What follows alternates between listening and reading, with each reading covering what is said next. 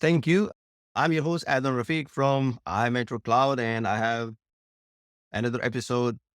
And I love bringing him back, Joel Oleson, in my shows because 20 years, I can say, is like SharePoint guru, conferences leader, traveler, and he's a very, the latest example, his contribution to virtual marathon. So I have Joel Oleson again, and I want him to give a little intro about himself, and then we'll talk about his latest and greatest project. Go ahead, Joel. Hey, thanks. It's great to be back and on. I really appreciate the time to be able to talk to you about the tech. You know, I some things that people may not know about me is I spent about 10 years at Microsoft. Oh, 10 About years. 7, 8 years of that was in the product team and in the marketing team. Nice. Uh, and so basically IT as well as a technologist. In fact, a lot of you are familiar with Office 365, now Microsoft 365. I was actually involved in IT when we first decided to take SharePoint and create SharePoint Online. So Oh, I was actually working with Dave Walsh and a lot of this kind of early, hey, do you think we can host SharePoint in the cloud? And we were just kind of talking early about how can we take our best practices in IT and actually host customer data. So I okay. worked on the first customer, which was Energizer. Uh, Okay. Way back in the early days, I was actually even spent some time in St. Louis working with the Energizer team to help Okay. bring them online and create the first version of SharePoint Online. Wow, man, we gotta have a separate episode on that. Believe me, because so when you're talking about this, it reminds me of Groove.exe. Man, Groove. Oh wow.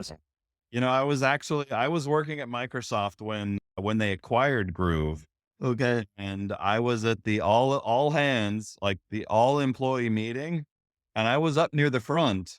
man. And Bill Gates said, "Any questions?" I raised my hand and I said, "Did you really buy Groove to get that Lotus guy? What was his name?" It's not coming to me. And he's like, everybody laughed. It was like, he kind of admitted the fact that he did want his friend to work with him.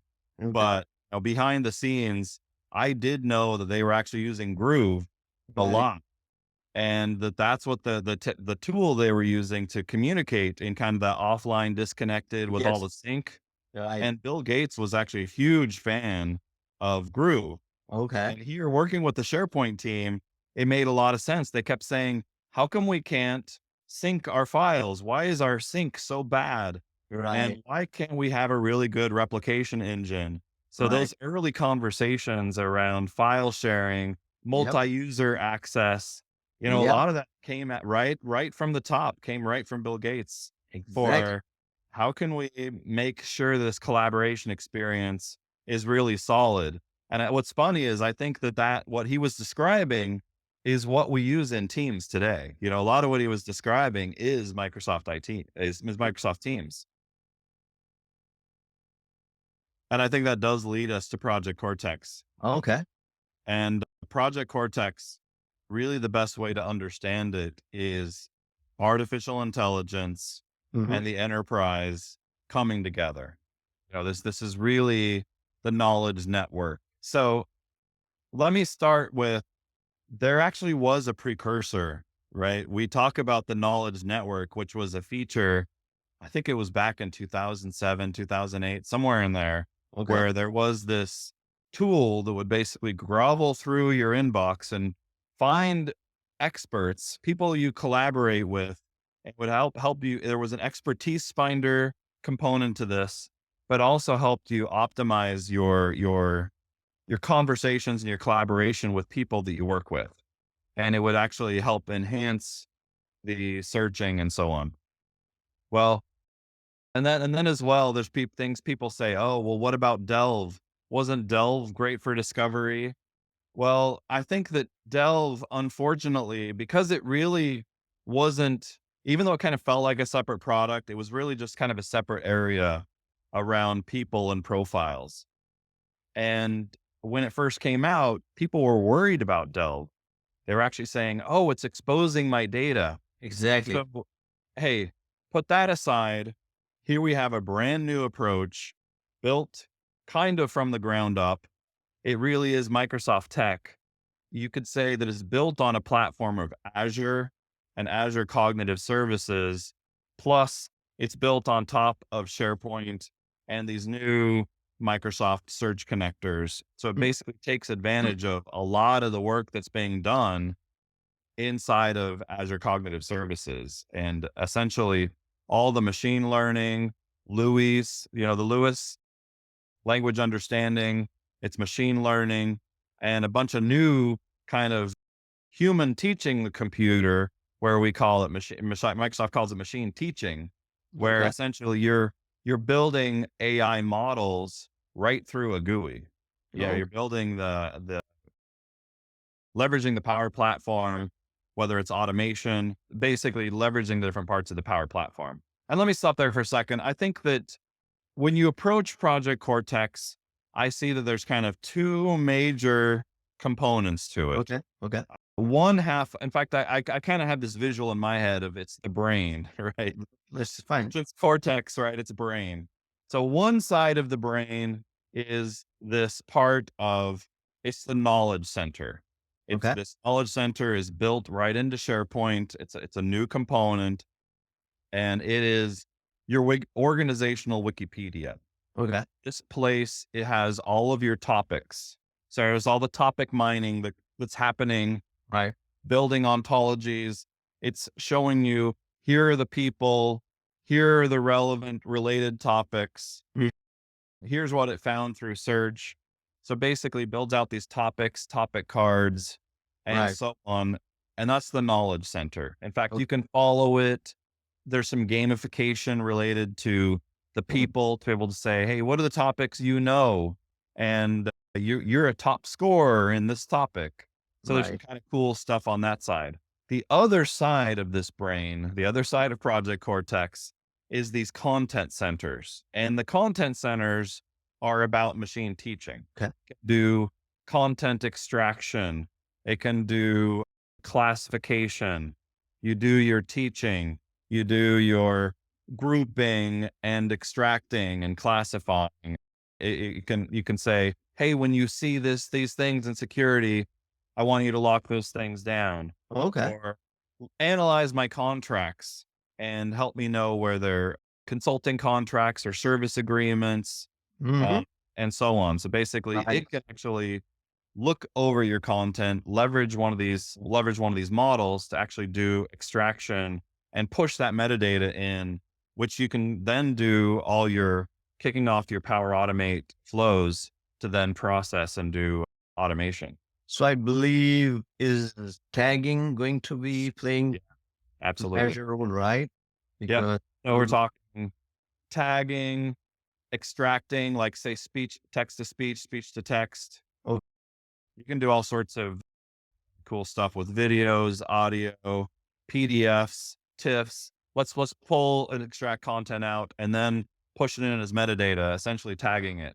since you mentioned service contracts and all those stuff, so it's going to look into the documents in the PDF and all that. Should define those criteria and it's going to Right. lock it down and apply the security controls. Yeah, and again, this is not, hey, look at the entire enterprise. With the machine teaching, you teach it on a handful of documents, Right. and then you can say, hey, here's a new library where I've added that model, and then Okay. add all your contracts there, and it'll do all the classifying, sorting, extracting. So you're working with it, you're telling it, include this, exclude that, Mm, uh, block this, include that. So basically white labeling, black labeling, kind of being able to pick and choose what you want around. right. And it's really, I can see it's going to help enterprise customer a lot. The part of the thing I talked about, those kind of on the back end, those centers, those knowledge centers and content center, those things are kind of the back end, but Okay. really the front end experience is you're inside a Word or somebody sends you a Word doc and the topics that it recognizes that are part of your enterprise corpus Right. can actually highlight those terms Huh. in Outlook, in Word. So now we're talking in the productivity tools you're using, Project Cortex can essentially say, hey, this is a term, it's a topic. So I can click through, get the topic card, and then scroll through. I can learn more. So it's basically built in learning, but it's also built in expertise as well. There's a term, you're like, hey, what is this? Not only am I figuring out what that is, but I can actually reach out, start chatting with somebody about that topic. And what's cool, you're chatting with somebody about that topic, and then they give you some information and you're like, wow, this is really good. Hey, knowledge bot, store this as questions and answers as part of this topic. This is, and that's the power of cloud, right? It's a SaaS Yeah. based, Yeah. no storage problem, no nothing across any device anywhere, right? Absolutely. That's the beauty. Yep. So anything else you wanted to share? I mean, That I think that it is super exciting, all this AI coming to the enterprise. I do think that Microsoft's a leader in this space. They have more patents on AI in the past couple of years than any of the competitors. oh, So wow. you think about what Google or Facebook or even Elon Musk's companies. Now, Microsoft is actually leading the AI space from a patent perspective around learning. And what Wow. are they doing? They're actually giving it to the enterprise. And, I've heard a lot of people saying, oh, yeah, we've thought about using AI, but it ended up being too expensive or required a Yep. lot of development. Here, basically, Yeah. it's AI for the masses, something that you can decide what you want to do. How do we connect the experts to the data and the data to the experts? And it's really hey, if HP only knew what HP knew, they'd be 3 times more productive. Well, hey, what happens if we plug Project Cortex in? Does that at Yeah. least get you a little bit closer to knowing what you know? I would like to think so. It's coming out this summer, Okay. so it's in private preview right now. This summer, it's going to be available. It's going to be super exciting to learn more. You did ask me about travel, and it's hard for me to not say something about Yes. travel. Go ahead. Go ahead. I am on a quest to go to every country in the world, and I have 24 countries left. There's only two outside of Africa. I've got Yemen and East Timor. And what's interesting is 4 of those countries got canceled. I already have visas for them. They got canceled as a result of COVID. So I Uh, would have 20 countries left. First world problems, right? yeah. And man, if I were to explain traveling in word, one the way I look at it is when you go to a different country, it's like a new experience. I would not say newborn, but it's a new country. And if you travel solo, new language, new food, Yep. so that's Yes. where you start getting to know your entrepreneurial skills, whatever you want to name it. It's like, okay, Yes. I have challenge with this. Yes. It's this immersive experience. There's Right. nothing more immersive than being thrown into a new country, Right. culture, new foods, new language, new everything. And you're just like, ah. And what's so great about our community is you've got a friend in Yeah. every country in the world. Yeah. There are Microsoft, not just users, but Microsoft engineers and architects in every business Right. essentially in the world.